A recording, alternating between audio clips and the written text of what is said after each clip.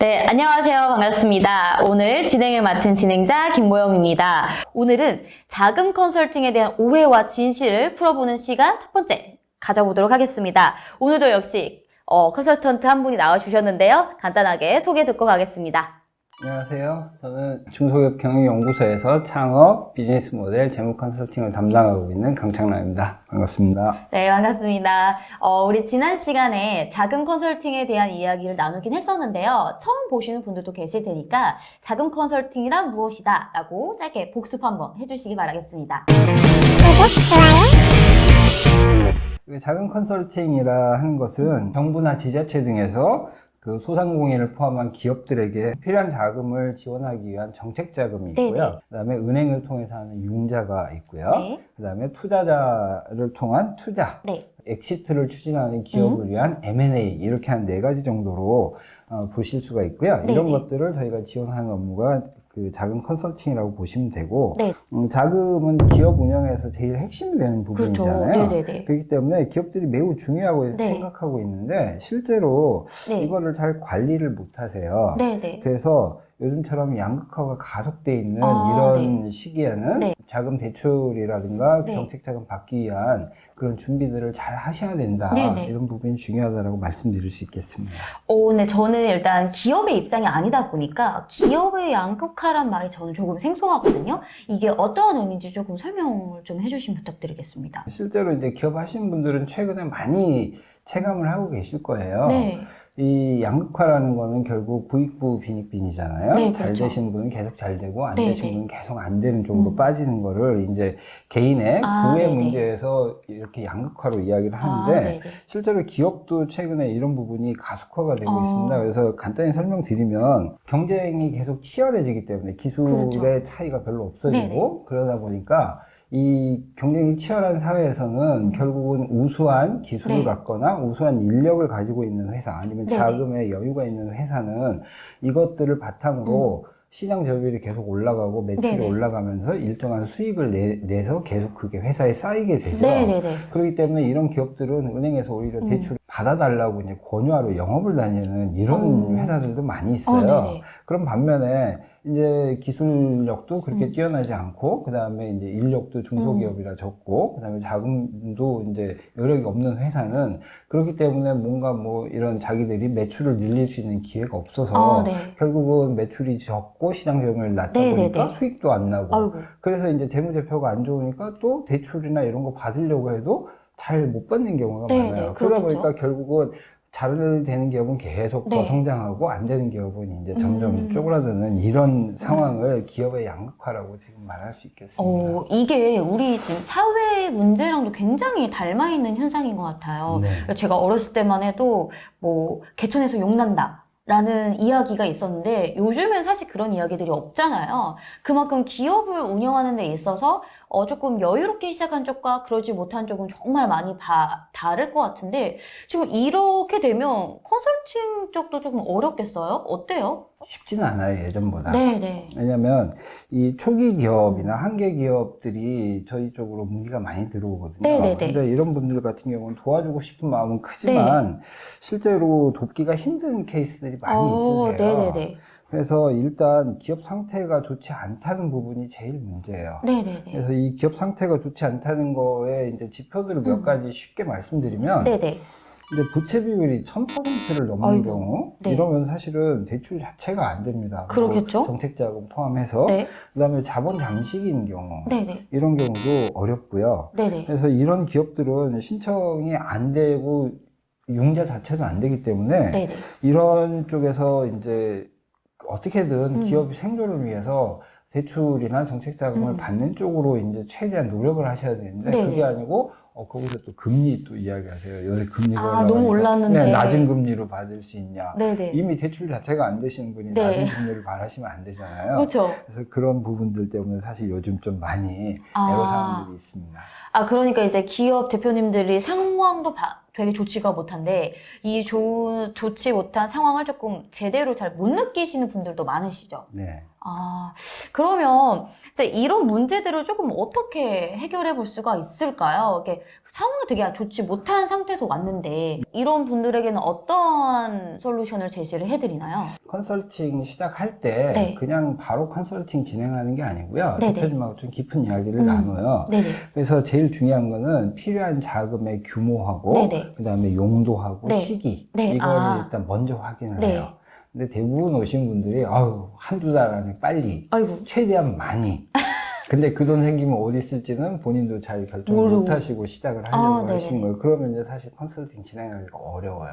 그쵸. 네. 어려워지죠. 그러니까 일단 대출만 받아서, 뭐 예를 들어 자금만 받아서, 그때 생각해보면 또 이제 그 돈을 효율적으로 사용하지 못할 가능성이 굉장히 크겠네요. 네.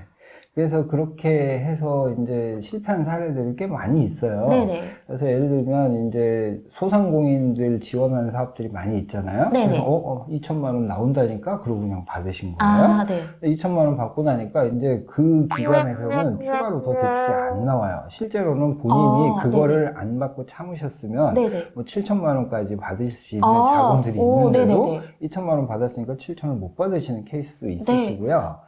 그다음에 이제 급하시니까 막 여기저기서 이렇게 대출을 받으시다 보면 그 부분에서 이제 문제가 생겨서 네네. 다음에 정책자금 진행할 때 아까도 부채비율 네네. 말씀드렸지만 너무 네. 부채비율이 높다거나 네. 이래가지고 또 추가로 진행이 안 되시는 네. 케이스들이 많이 있어서 네. 이 부분을 꼭 먼저 같이 협의를 하고 진행합니다.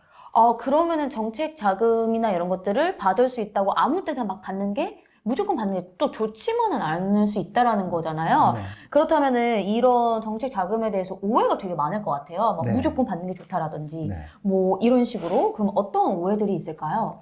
그래서 정책자금은 지난 시간에도 간단히 설명했는데 네네. 크게 세 가지로 나눌 수가 있어요. 네. 그래서 고정금리로 돼 있는 네. 직접 대출, 네네네.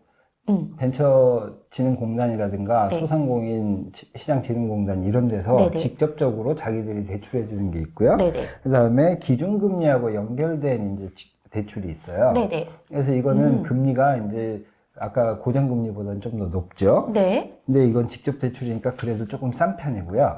네. 근데 이제 실제로는 보증서 발급이라든가 이런 걸 통해서 간접 대출이라고 하는데 대리 네네. 대출이라고도 하고 네. 은행하고 연계해서 나오는 대출들이 있어요. 네.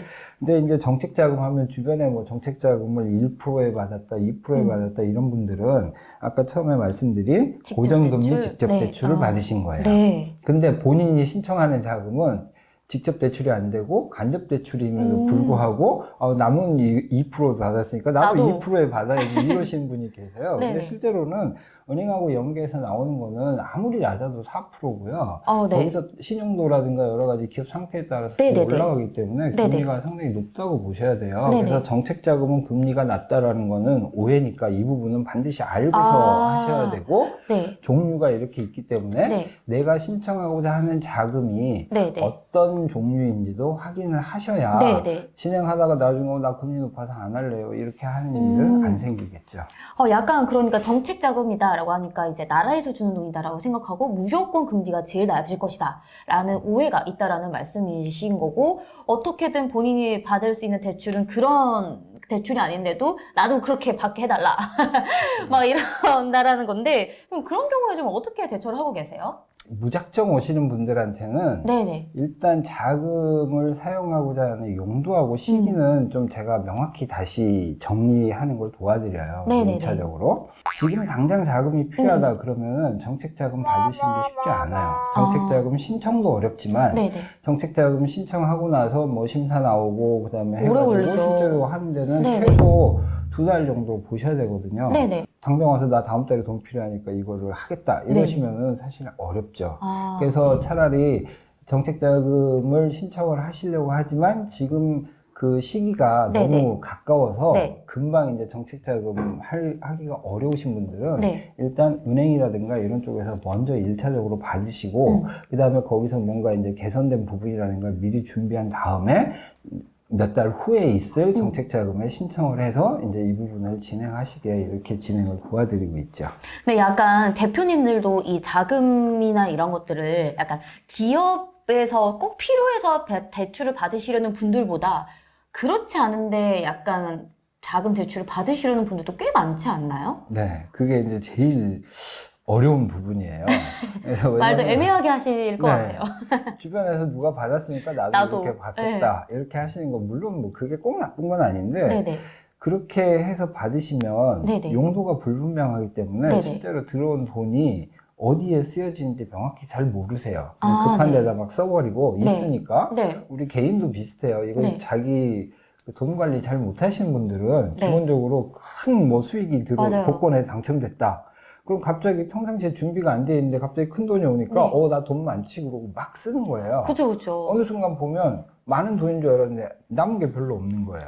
맞아요. 근데 이거는 로또나 뭐 이런 복권은 내가 거저받은 거니까 사실은 뭐 잃어버려도 손해볼 게 없다 치지만 이런 정책자금이라든가 대출은 그렇지가 내가 다 않잖아요. 써버리고 나면 갚을 돈이 남아 있잖아요. 그렇죠. 그러니까 이거는 큰 문제가 생기기 때문에 네네네. 신중하게 접근을 하시고 계획을 세워서 잘 진행하셔야 됩니다. 이 부분은 꼭 강조하고 싶습니다. 아, 너무 중요한 이야기를 해주셨는데요. 이렇게 막 무분별하게 자금을 끌어다 쓰거나 뭐 그러다 보면 상황이 그 재무적 상태를 좀 개선할 수 없는 기업들도 꽤나 있을 텐데 어떤가요? 현 상황이? 제일 안타까운 경우죠. 그렇죠. 예, 그래서 이런 경우에 제가 대표님들한테 이제 한 두 가지 정도 말씀을 드리는데 네네. 하나는 이제 아까 말씀드린 것처럼 네. 금리에 연연하거나 네네. 아니면 뭐 불분명한 상태에서 이렇게 대출을 받으려고 하지 마시고 꼭 필요한 자금 네네. 용도하고 규모하고 이거를 네네. 특정 지어서 필요하면 은행이라도 일단 네. 먼저 진행을 하시는 쪽으로 권해드리고요. 그러면서 한 가지 추가로 말씀드리는 네네. 게 기업에서 우선순위가 뭘까? 네. 제가 생각하는 최우선순위는 생존이거든요. 네네. 살아남아야 사실 그 후에 성장도 하고 이렇게 되는데 네. 살아남지를 못하면서도 머릿속에는 나는 5년 후에 뭐 1,000억짜리 회사가 돼 있을 그렇죠. 거야. 네. 이건 아무 의미가 없는 거예요. 그래서 생존이 직면한 목표라면 그 생존을 위해서 자기의 모든 거를 거기서 네. 이제 치열하게 고민을 해야 된다.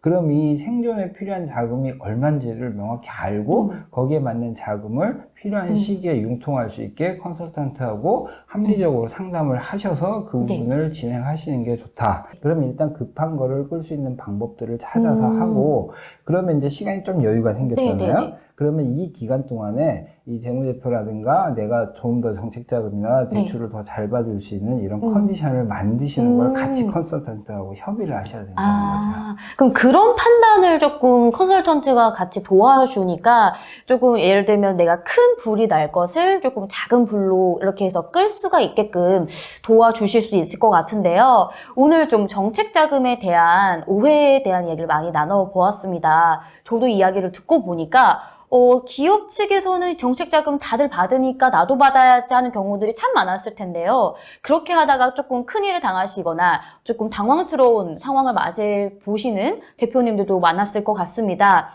이 동영상을 꼭 보시고 아무렇게나 그냥 상황에 맞지 않은 정책자금 받지 마시고요. 일단 간단하게라도 컨설팅을 통해서 이야기를 좀 해보시고 딱 상황에 맞게 조금 자금 대출이라든지 정책자금 받을 수 있었으면 참 좋겠습니다. 오늘도 진짜 유익한 이야기를 해주셔서 정말 감사드리고요. 다음 시간에 다시 만나도록 하겠습니다. 감사합니다.